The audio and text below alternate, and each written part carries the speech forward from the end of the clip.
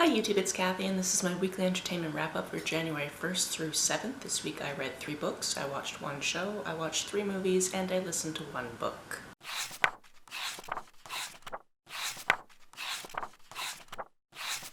This is obviously not where I live. As I mentioned in my last video, I am on vacation right now, so the fact that I'm actually filming this is just kind of weird because I haven't touched my computer since I left home.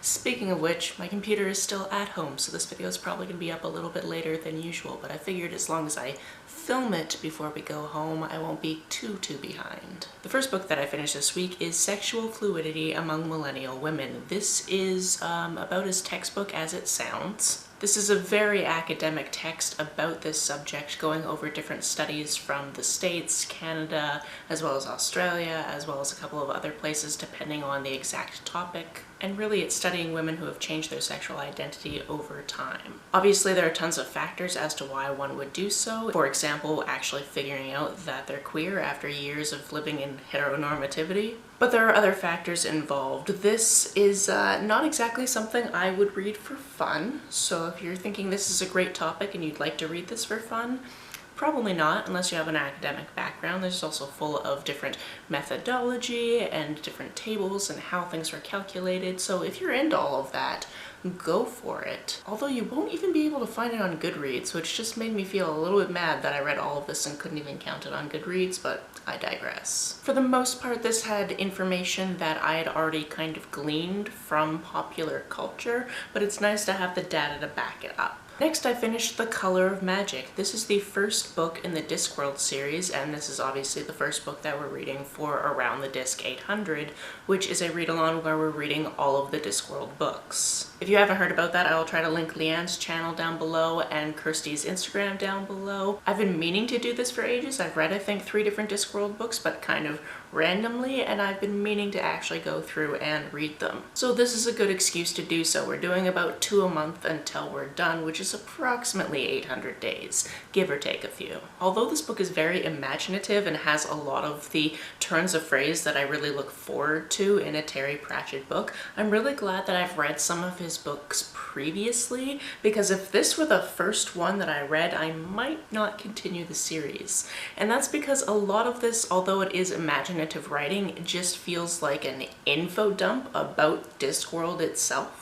And that's because it is, and that makes sense. When he wrote this, he didn't realize he'd be writing more books than this. In fact, in the foreword of this book, it talks about how there might be as many as 10 books in the series one day, and I'm like, oh, you sweet summer child, you don't know there's more than 40. There's also a surplus of characters, and it got to the point where I was like, do I need to remember who this character is? Because there were tons of characters that were mentioned, and then they never came back up again in the book. I wanted to start making like a Google Doc so I could just like write down a name and like a little bit about them, but I was here, so I couldn't do that, and I won't do that going forward. So hopefully we get more of the things I like from Pratchett, which are the unexpected turns of phrase and the little puns and that type of stuff, and less of the just crashing in there with all the world building, because like I said, it's imaginative, but I don't think all of it needed to be there. And yesterday, while sitting here and watching the rain out the window, I read The Dismembered. This is a book that takes place in the UK in, I want to say, the early 1900s. I can't remember the exact year if it was mentioned. And it's about this guy named Arthur Pierce, who is from Boston but has escaped there because something went badly with his marriage, and he's just kind of trying to get away from that situation. When he's on the train, and he hears this man in the next compartment loudly talking about how he is going to rob this woman, so he figures he can't let this happen, gets this man to stop what he's doing, and then realizes that this woman needs his help. She is actually the daughter of an earl, and I was trying to think about that, and I was wondering if there's actually a title for that, and I was like, it's probably not Earless, because if there is an Earless, that's probably his wife, and it's probably not an Earlette, although that would be adorable. And it made me think about how I still really don't understand or care about the nobility in the UK. That's neither here nor there. In any case, she is the daughter of an earl. She needs some help because her sister is going to be married off to somebody that she doesn't think is suitable, and can he come to their estate and help?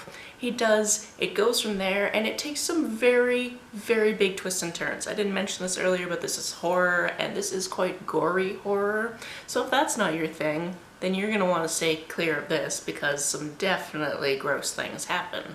However, if you're into horror and if you're into kind of like an Edgar Allan Poe type of setting, because that is referenced quite a few times throughout the book, because our main character is an author and he's been reading some Poe, so he keeps referencing it. That's kind of the vibe that you'll get through this one. On to what I watched this week. The only show I watched was a couple of episodes of House. We're in the 6th season, and it's really gotten to the point where it's like, are House and Cuddy going to actually get together? That's where we're at this point. I haven't seen past this point, so I don't know for sure. But given what happened at the end of season 5, yeah, I would really like to know if it's going to happen. Also, he as a character is definitely starting to change and grow. For example, he and Wilson are at this medical thing, and Wilson is going to give this speech that could really harm his career, so he actually stops Wilson from doing that. In some unconventional ways, yes, but from a place of like loving Wilson and not wanting him to get in trouble. So I really enjoyed seeing that kind of growth from him. As for the movies we watched, we finally got around to watching the Guardians of the Galaxy's holiday special, and it was fun, but it was also super strange. There were definitely some lines thrown in there that I was just like, alright, somebody had a grudge against somebody and that's why this line is in here. Like, at least a couple of times the actors were told to say that actors suck, and I just thought that was a little bit weird. Don't get me wrong, there were definitely some funny moments. It was good to actually see some of the characters talk because we don't usually get to see them. It was good to see some musical performances. It was good to find out that Kevin Bacon is actually in a band, which just made me really, really mad that the 1982 version of Footloose, I believe that's when his movie came out, wasn't a musical, because I grew up listening to that soundtrack, and then when I watched the movie I was really bummed out that it wasn't a musical, and all of these years I thought it's maybe because they wanted Kevin Bacon to play the lead and he can't sing. He can sing, so what the hell? In the vein of questionable holiday viewing, we also rewatched ADBC, which if you've never heard of it before, that makes sense. It only aired on the BBC once, and that's because it's extremely weird. Essentially, it's something I believe written and produced by Richard Ayoade and starring Matt Berry as the innkeeper at the inn where Joseph and Mary laid down in Bethlehem to have Jesus in the shed in the back. And it's in the style of Jesus Christ Superstar, and it is very much shot in a way that makes you think that it was shot in the 70s and that it just has like technical stuff all around the set, so you can clearly tell it's a set, and it's just so ridiculous. I don't think that anybody actually sang any of their own stuff, or if they did, it was ridiculously dubbed so it looked like they weren't doing it. It is a trip. We made our roommate watch it and she was like, that was weird. And I'm like, yeah, that's kind of the point of it. If you've never seen it before and want to see something super odd, it's on YouTube. You can look it up, ADBC. You're welcome. The other movie we watched this week, because Megan wanted to rewatch it and because I haven't seen it since it came out, is Knives Out. This is obviously a mystery, and I remembered very little about this movie besides it had a very big, interesting cast, and the internet went wild for Chris Evans in a sweater. And upon seeing the sweater again, I don't really understand why, so if somebody can tell me, that would be nice. Down in the comments below, please. I mean, it's a good sweater, but the woman sitting across from him also had a good sweater, so I don't know. This is a mystery where we as an audience know what happened to an extent, and we know one character might get blamed for it who didn't actually do it. So we're kind of rooting the whole time for this character to not get blamed for it, because that would obviously suck, because we know it wasn't her fault. We also have this world-class gentleman detective who is just so well played by Daniel Craig, and it's just so much fun to see him go through these different things and figure things out. And it's such a style that I really enjoy, and I'm looking forward to the third one and then all of the ones they're going to probably make after that, because I can't imagine they will stop at 3. As for the audiobook I listened to this week, that was the Sunbearer Trials. I know, this one has been out for a while, and I probably should have listened to it by now, but I was just getting around to it. I'm also excited because I assume this is going to be at least a trilogy, and it's so lovely to look forward to another book in a series from this author, because I've obviously read Aiden Thomas's 2 other books before, so I've been looking forward to reading this one and then getting on to the next one whenever that's happening. This book is about Teo. He is a demigod, and in this world there's 2 different types of demigods. They can have gold blood or they can have jade blood. If you have gold blood, you are going to be a hero. You get to go to this cool academy, you get to train to use your powers, all of those cool things. But if you have jade blood, They don't really care about you, is what it seems like. Because of the origin story of this god system, every 10 years there's something called the Sunbearer trials, where Sol, the god that sacrificed themselves so the world could exist, picks 10 demigods and they go through what's called the Sunbearer trials, which is 5 different trials that are pre-planned before the gods are picked. And then whoever is at the top of that leaderboard at the end of the trials